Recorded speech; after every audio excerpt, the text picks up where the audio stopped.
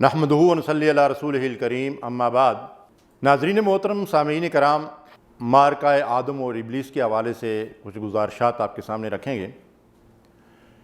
اس معرکے کی ابتدا اس وقت ہو گئی تھی جب اللہ تعالیٰ نے خاک کا ایک پتلا بنایا، اس میں اپنی روح سے پھونکا، اور پھر اللہ نے فرشتوں کو اور جنات کو حکم دیا اس کے سامنے سجدہ ریز ہونے کا، تو ابا واستکبر وکان من الکافرین۔ ابلیس لعین نے تکبر کیا، حسد اور تعصب کی وجہ سے اس نے آدم علیہ السلام کو سجدہ نہیں کیا اور وہ کافروں میں شامل ہو گیا۔ اللہ کی لعنت اور پھٹکار اس پر پڑی۔ تو یہیں سے ابلیس اور آدم کے درمیان گویا کہ ایک دشمنی کا، بغض اور حسد کا آغاز ہو گیا۔ اور جب اللہ تعالیٰ نے اس سے پوچھا کہ تو نے آدم کو سجدہ کیوں نہیں کیا اور میری حکم عدولی کیوں کی، تو بجائے اس کے کہ وہ کوئی نرمی اختیار کرتا، معذرت کرتا، نہیں، وہ اکڑ گیا اور تعصب کی بنیاد پہ حسد کرنے لگا، اور اس نے کہا کہ وہ تو مٹی سے پیدا کیا گیا ہے اور میں آگ کی لپٹ سے پیدا کیا گیا ہوں، میں اس سے افضل اور بہتر ہوں۔ تو یہاں سے گویا کہ اس تعصب کا آغاز ہوتا ہے، اور یہ تعصب پھیلانا اور اس کا حصہ بننا یہ شیطان اور ابلیس کی سرشت کے اندر شامل ہے۔ اللہ ہمیں اس سے محفوظ رکھے۔ اس کے بعد جب اللہ تعالیٰ نے امتحان کے لیے آدم اور حوا اور ابلیس کو یہ حکم دیا، قُلْ نَهْبِطُوا مِنْهَا جَمِيعًا، تم سارے کے سارے، یعنی آدم اور حوا بھی اور ابلیس بھی، یہاں سے اتر جاؤ، یعنی ان کو زمین پر بھیج دیا امتحان کے لیے۔ اور پھر اللہ تعالیٰ نے ایک ہدایت دی ان کو، اور وہ ہدایت یہ تھی کہ فَإِمَّا يَأْتِيَنَّكُم مِّنِّي هُدًى فَمَن تَبِعَ هُدَايَ فَلَا خَوْفٌ عَلَيْهِمْ وَلَا هُمْ يَحْزَنُونَ، کہ پھر میری طرف سے تمہارے پاس ہدایت آتی رہے گی، جو اس ہدایت کی پیروی کرے گا، اس کا اتباع کرے گا، اس کے مطابق عمل کرے گا، اس کے لیے کہیں بھی دنیا میں یا عقبہ میں کوئی خوف نہیں ہوگا، کوئی رنج نہیں ہوگا، کوئی غم نہیں ہوگا۔ اللہ تعالیٰ نے گویا کہ جب انسان کو اس زمین پہ اپنے بندے اور خلیفہ اور نائب کی حیثیت سے ذمہ داریاں ادا کرنے کے لیے بھیجا، تو اسی دن اس بات کو واضح کر دیا کہ میری طرف سے تمہارے پاس ہدایت پہنچے گی، اور اس ہدایت کا اتباع کرو گے تو دنیا میں کوئی رنج، کوئی غم، کوئی پریشانی، کوئی تکلیف تمہیں نہیں پہنچے گی۔ اس کا صاف مطلب یہ تھا کہ اگر اس ہدایت سے منہ موڑ کر تم زندگی بسر کرو گے تو دنیا میں تمہارے لیے رنج، غم، مصیبتیں، پریشانیاں اور فتنے برپا ہوں گے۔ اللہ تعالیٰ نے یہ جو بات ارشاد یہاں فرمائی ہے، اس سے یہ بات بھی واضح ہوتی ہے کہ اللہ نے سب سے پہلے انسانی جوڑے کو جب زمین پر بھیجا تو مکمل ہدایت کے ساتھ، اپنے پیغام کے ساتھ زمین میں اپنی خلافت اور نیابت اور اپنی بندگی کی ذمہ داری سونپ کر بھیجا۔ اس سے یہ بات ثابت ہوتی ہے کہ ڈارون کا جو نظریہ ہے کہ انسان پہلے ایسے تھا، پھر ویسے ہوا، اور پھر اس کے بعد ترقی کرتے کرتے اب موجودہ شکل میں آیا، یہ سب مطلب یہ ہے کہ بالکل جھوٹ اور بکواس ہے۔ قرآن مجید، سنت رسول جو ہماری رہنمائی کرتے ہیں، اس سے یہ پتہ چلتا ہے کہ پہلا انسانی جوڑا جو زمین پر بھیجا گیا، اور انہی سے انسانوں کی جو ہے وہ آگے نسل چلی، وہ مکمل طور پر اللہ تعالیٰ کی طرف سے ہدایت یافتہ تھے۔ اور آدم علیہ السلام کا وہ واقعہ اگر مطالعہ کر لیا جائے، سورہ بقرہ میں پوری تفصیل کے ساتھ موجود ہے۔ اللہ تعالیٰ نے زمین میں جو چیزیں بھی ان کے زیر استعمال آنی تھیں، ان سب کا علم دے کر اللہ تعالیٰ نے ان کو دنیا کے اندر بھیجا۔ تو گویا آدم علیہ السلام کو علم کے زیور سے آراستہ کر کے اس علم کی بنیاد پہ دنیا میں انہوں نے جیسے زندگی گزارنی تھی، اور پھر ساتھ واضح کر دیا کہ آئندہ تیری جو بھی نسلیں ہوں گی قیامت تک، ان کی طرف بھی میں رہنمائی جو ہے وہ بھیجتا رہوں گا۔ اور اسی سے پھر یہ ہے کہ اللہ تعالیٰ نے انبیاء علیہ السلام اور رسولوں کا سلسلہ چلایا، اور پھر آسمان سے ان کے اوپر وحی نازل فرمائی، کتابیں نازل فرمائی۔ دوسری جگہ اللہ تعالیٰ نے سورہ طٰہٰ میں اس کا ذکر کیا ہے، قَالَ اهْبِطَا مِنْهَا جَمِيعًا فرمایا تم دونوں فریق یہاں سے اتر جاؤ، یعنی ایک فریق انسان اور دوسرا فریق جو ہے وہ ابلیس۔ اور پھر فرمایا بعضکم لبعض عدو، تم آپس میں ایک دوسرے کے ساتھ تمہاری دشمنی ہے۔ اور ظاہر ہے کہ ابلیس اور شیطان کی دشمنی تو اس وقت واضح ہو گئی تھی جب اس نے سجدہ کرنے سے انکار کیا اور پھر تکبر بھی کیا۔ تو پھر اللہ تعالیٰ نے فرمایا کہ فَإِمَّا يَأْتِيَنَّكُم مِّنِّي هُدًى، پھر میری طرف سے تمہارے پاس جو ہدایت آئے گی، جو رہنمائی آئے گی، جو کتاب آئے گی، جو نبی آئے گا، فَمَنِ اتَّبَعَ هُدَايَ، جو میری اس ہدایت کا اتباع کرے گا، فَلَا يَضِلُّ وَلَا يَشْقَىٰ، وہاں فرمایا تھا اس کے لیے غم رنج کوئی تکلیف نہیں ہوگی، اور یہاں فرمایا فَلَا يَضِلُّ وَلَا يَشْقَىٰ، نہ وہ صراط مستقیم سے بھٹکے گا اور نہ بدبختی اس کے قریب آئے گی۔ اللہ اکبر۔ تو گویا ناظرین کرام سامعین محترم، اللہ تعالیٰ نے تو پہلے دن سے یہ بات واضح کر دی ہے کہ دنیا میں انسان کا اصل مرتبہ اور مقام کیا ہے، کہ وہ اللہ کا بندہ، اس کا غلام اور اس کا خلیفہ اور اس کا نائب ہے، اور اس زمین میں اس نے اپنی مرضی سے نہیں اللہ کی مرضی سے زندگی بسر کرنی ہے، اور ہر کام اللہ کی مرضی اور اس کے منشا کے مطابق کرنا ہے۔ تو یہاں اللہ تعالیٰ نے فرمایا کہ نہ تو وہ انسان جو اس ہدایت پر عمل کرے گا، نہ راستے سے بھٹکے گا، نہ گمراہ ہوگا۔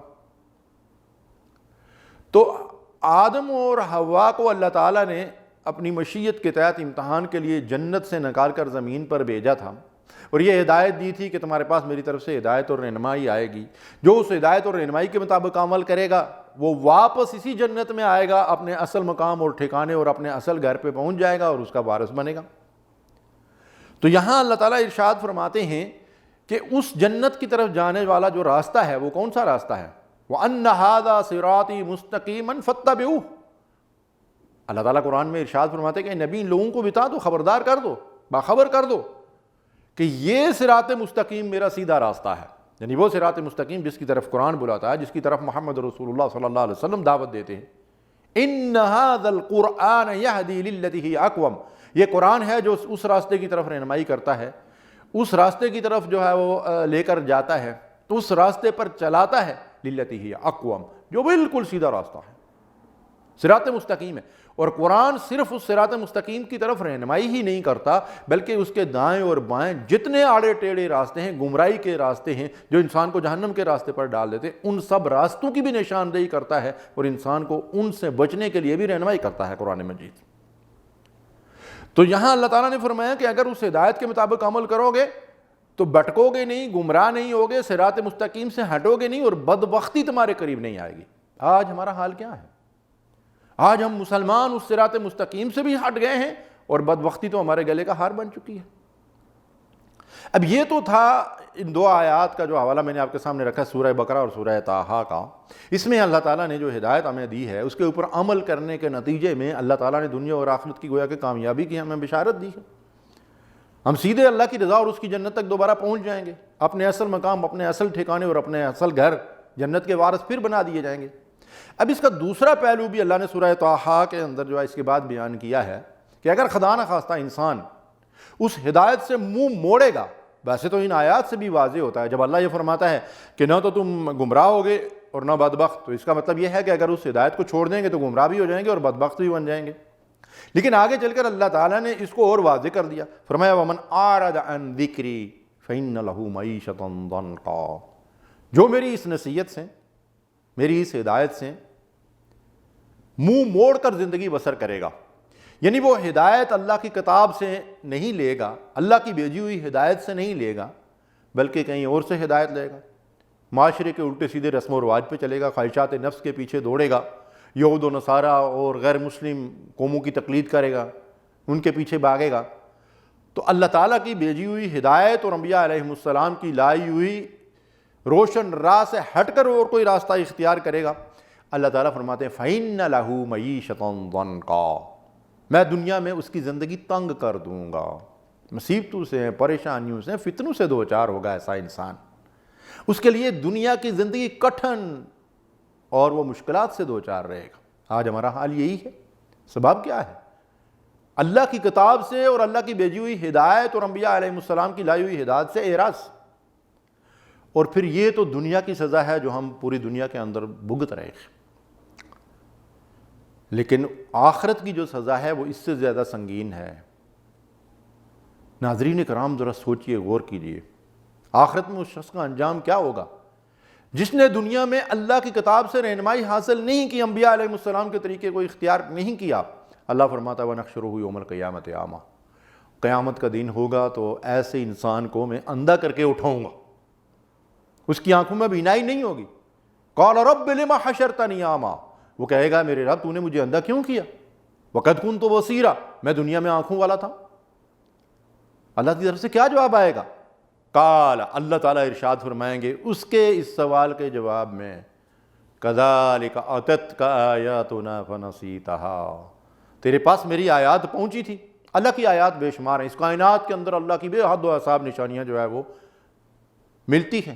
آدمی اگر بصیرت کی نگاہ ڈالے، ان کے اوپر غور و فکر کرے، تو آسمان سے زمین تک، دن اور رات میں، اور پوری اس کائنات کی ہر شے کے اندر واضح ایسی علامات اور نشانیاں موجود ہیں جن کے ذریعے سے انسان ہدایت تک اور اللہ کے راستے تک پہنچ سکتا ہے۔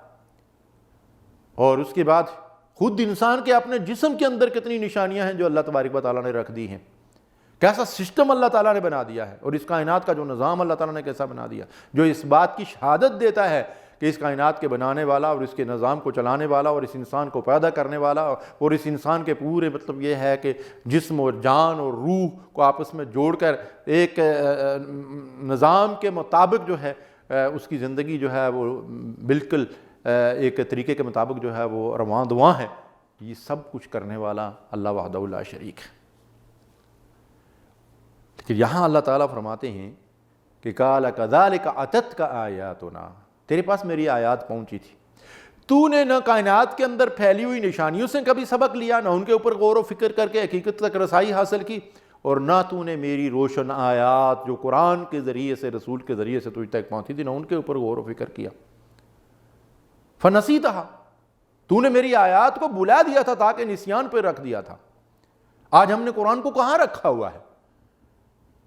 ہر گھر کے اندر قرآن موجود ہوگا، لیکن وہ کہاں پڑا ہوا ہے؟ میں نے پہلے بھی کئی دفعہ بعض واقعات جو ہے عبرت کے لیے پیش کیے ہیں، ذرا ایک واقعہ پھر ایک مرتبہ تازہ کر لیجئے ذہن میں۔ وہ جو والد گھر میں داخل ہوا اور بچوں نے کہا کہ ہم آج ابو کے ساتھ گیم کھیلیں گے، باپ نے کہا اچھا بچوں بیٹھو، اور پھر بچوں سے یہ کہا کہ یہ 100 کا نوٹ ہے، لے لو اور جا کر اس کو کہیں چھپا لو، جس کا نوٹ میں نکال لوں گا وہ میرا ہو جائے گا، اور جس بچے کا نوٹ مجھے نہیں ملے گا وہ اس کا ہو جائے گا۔ سب بچوں نے نوٹ چھپا دیے، باپ نے ڈھونڈ ڈانٹ کے سب کے نوٹ نکال لیے، ایک بچی کا نوٹ نہیں مل رہا تھا۔ اس نے کہا بچی نکال کے لیا، وہ تمہارا ہو گیا۔ وہ جا کے قرآن پاک اٹھا کر لے آئی۔ دیکھیے رونگٹے کھڑے کروانے والی بات ہے، آپ اس کو حکایت اور کہاوت سمجھیں یا کچھ بھی ہو، لیکن اس میں عبرت تو ہے ہمارے لیے۔ اور ایسے واقعات مطلب یہ ہے کہ حکایت اور کہاوت نہیں، یہ تو روز کی آپ بیتیاں ہمارے گھروں کے اندر۔ اس بچی نے قرآن پاک اٹھا کر لایا اور اس کے اندر سے 100 کا نوٹ نکال کر باپ کے سامنے رکھ دیا۔ باپ نے کہا تیرا ہو گیا، اچھا یہ بتا کہ اس کے اندر کیوں چھپایا تھا؟ بچی نے بڑا معصوم، بچے ہوتے ہی معصوم اور بالکل سچے، بچی نے کہا ابو مجھے معلوم تھا کہ سب کچھ دیکھ لیا جائے گا، لیکن اس قرآن کو تو کوئی نہیں دیکھے گا نا، اس کو تو کوئی نہیں ہاتھ لگائے گا، اس کو تو کوئی نہیں کھولے گا۔ یہ حال ہے ہمارے گھروں کے اندر قرآن مجید فرقان حمید اللہ کی کتاب کا۔ تو پھر ہم کہتے ہیں برق گرتی ہے تو بیچارے مسلمانوں پر، ہم بیچارے ہیں، ہم نے اللہ کی کتاب کو پس پشت ڈالا ہوا ہے۔ تو اللہ کی کتاب کو پس پشت ڈالنے والوں کا انجام کیا ہوگا؟ اللہ فرماتے ہیں اتت کا آیاتنا فنسیتہا، تو نے میری آیات کو بلا دیا تھا، وکذالک الیوم تنسیٰ، دنیا میں تو تم ذلیل ہو ہی رہے ہو، آخرت میں پھر تمہیں بلا دیا جائے گا، یعنی تم جہنم میں جا رہے ہو، فرشتے تمہیں گھسیٹ رہے ہیں، آگ میں ڈال رہے ہیں، بچھو تمہیں کاٹ رہے ہیں، سانپ تمہیں ڈس رہے ہیں، مجھے اس بات کی کیا پرواہ؟ تجھے دنیا میں میری کتاب کی پرواہ نہیں تھی، تو اس لیے آج آخرت میں مجھے تیری پرواہ نہیں ہے کہ تو کس حال میں ہے۔ یہ ہے اخروی انجام اس شخص کا جو اپنے پاس اللہ کی طرف سے رہنمائی اور کتاب قرآن مجید موجود ہونے کے باوجود اس سے اعراض کر کے زندگی بسر کر رہا ہے۔ ناظرین کرام، تمام مرد و خواتین، بچے اور بوڑھے، اس بات کا جائزہ لیں ہمارا قرآن کے ساتھ رویہ کیا ہے؟ کیا ہمارا حال یہی ہے؟ تو پھر دنیا میں جو سزا مل رہی ہے وہ تو مل ہی رہی ہے سب کو، آخرت میں کیا بنے گا؟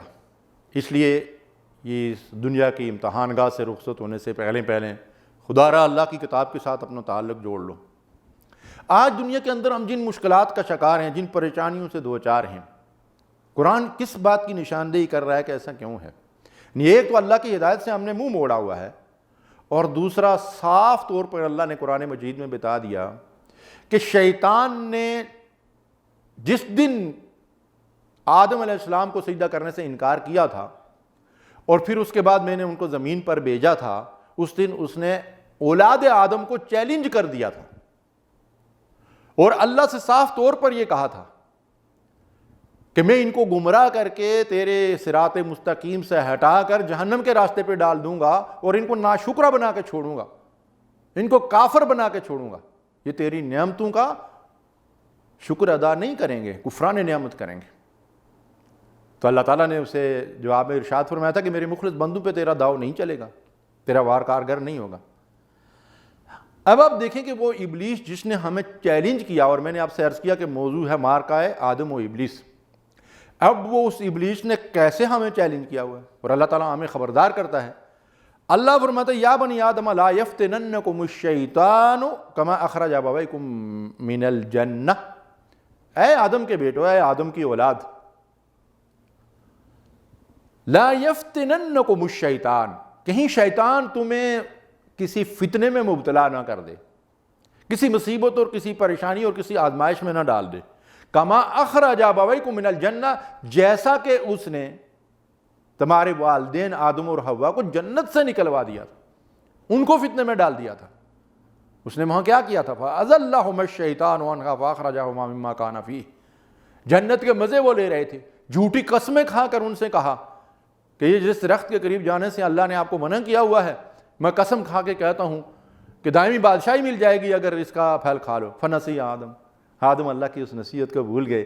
بھولنا انسان کی سرشت کے اندر شامل ہے، اور اللہ کی مشیت بھی یہی تھی، اور اس کے نتیجے میں اللہ تبارک و تعالیٰ نے ان کو زمین پہ بھیج دیا۔ لیکن اب دیکھیں کہ اللہ تعالیٰ ہمیں خبردار کر رہا ہے، اور بار بار قرآن مجید میں خبردار کر رہا ہے کہ اس شیطان کے فتنوں سے اپنے آپ کو بچانا جس نے تمہارے آبا و اجداد کو جنت سے نکلوا دیا تھا، کہیں اس دنیا کے اندر فتنے میں مبتلا کر کے تمہیں بھی جنت کے راستے سے جو ہے وہ ہٹا نہ دے۔ اب شیطان کے فتنے کیا کیا ہیں؟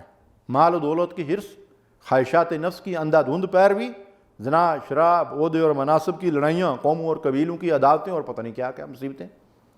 آج ہم سارے فتنوں کے اندر مبتلا ہیں۔ اور پھر ذرا اس بات پہ غور کیجئے کہ اس بدبخت نے جو چیلنج کیا اس میں اس نے مزید کیا کہا؟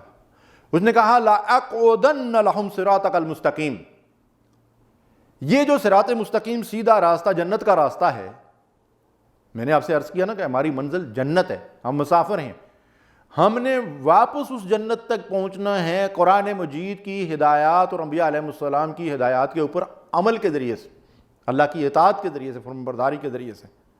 تو شیطان قسم کھا کر کہتا ہے اور تاکیدی طور پر بڑے عزم کے ساتھ یہ بات کہتا ہے کہ لَأَقْعُدَنَّ لَهُمْ صِرَاطَكَ الْمُسْتَقِيمَ، جو صراط مستقیم جنت کی طرف جانے والا ہے میں اس راستے میں خم ٹھونک کر بیٹھ جاؤں گا، پکا ہو جاؤں گا اس راستے میں، اور ہر انسان جو اس راستے پر جا رہا ہوگا اس کو اس راستے سے بھٹکانے کے لیے اپنا پورا زور لگاؤں گا۔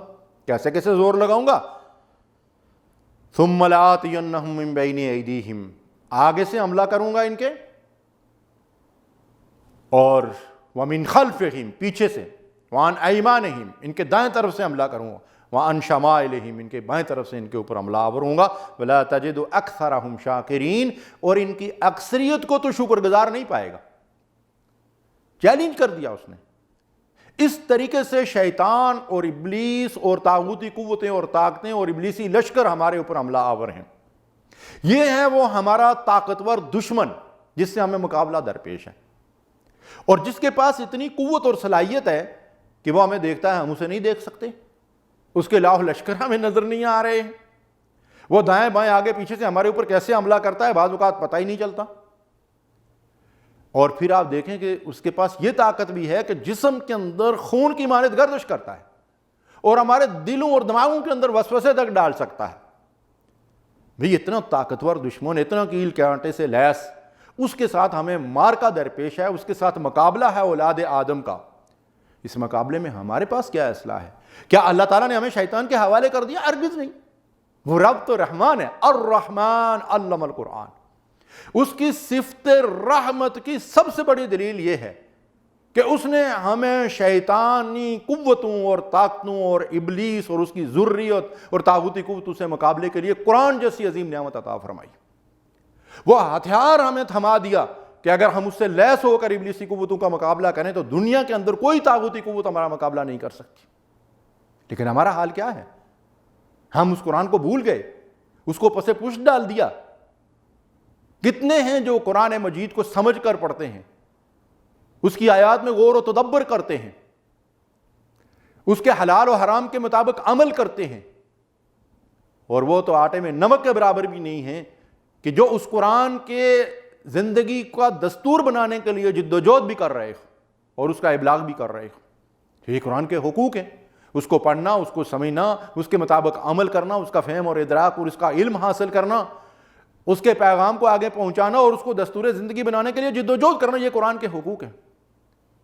جسے ان حقوق کی ادائیگی کی کوئی فکر نہیں ہے، سب سے پہلی بات تو یہ ہے کہ اس مارکہ کارزار میں شیطان کے مقابلے میں یہ جنگ وہ بالکل کلی طور پر ہار چکا ہے. اللہ تعالیٰ ارشاد فرماتے ہیں وَجَاهِدْهُمْ بِهِ جِهَادًا كَبِيرًا. تم ابلیس اور ابلیسی قوتوں اور طاقتوں اور طاغوتی طاقتوں کے ساتھ کس کے ذریعے سے جہاد کرو؟ قرآن کے ذریعے سے جہاد کرو. قرآن تمہارا اسلحہ ہے، یہ تمہارا وہ ایٹم بم ہے جس کے ذریعے سے تم دشمن کو زیر کر سکتے ہو. پڑھو اس کو، سمجھو، اس کی آیات میں غور و فکر کرو، اس میں اللہ جو تمہاری رہنمائی کر رہا ہے اس کے مطابق عمل کرو. کوئی دنیا کی طاغوتی قوت، کوئی سپر پاور تمہارا مقابلہ نہیں کر سکتی. پھر سپر پاور تم بن جاؤ گے. ان القوۃ للہ جمیعا. قوت اور طاقت کا مالک تو اللہ ہے. تو ناظرین کرام، یہ چوموکھی جنگ ہے جو ہمیں لڑنی ہے، اور قرآن و سنت کے علم کے زیور سے آراستہ ہو کر ہم اپنے دشمنوں کا مقابلہ کر سکتے ہیں. اس کے علاوہ کوئی اور راستہ نہیں ہے. اس بات کی ضرورت ہے کہ ہم اپنا بھولا ہوا سبق دوبارہ یاد کریں. درس قرآن اگر ہم نے بلایا نہ ہوتا، یہ زمانے نے دکھایا نہ ہوتا. اگر ہم درس قرآن یاد کر لیں، دوبارہ اللہ کی طرف رجوع کر لیں، ان اللہ یرفع بہذا الکتاب اقواما ویضع بہ آخرین. اس کتاب کے ذریعے سے اللہ قوموں کو، افراد کو سربلندی اور سرفرازی دیتا ہے، اور اسی کی وجہ سے لوگ پستی اور گراوٹ میں بھی گر جاتے ہیں. وہ زمانے میں معزز تھے مسلمان ہو کر، اور تم خوار ہوئے تارک قرآن ہو کر. وآخر دعوانا الحمدللہ رب العالمین. صلوا علیہ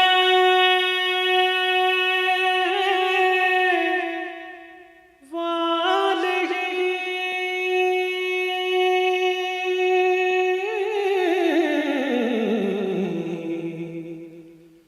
صلوا علیہ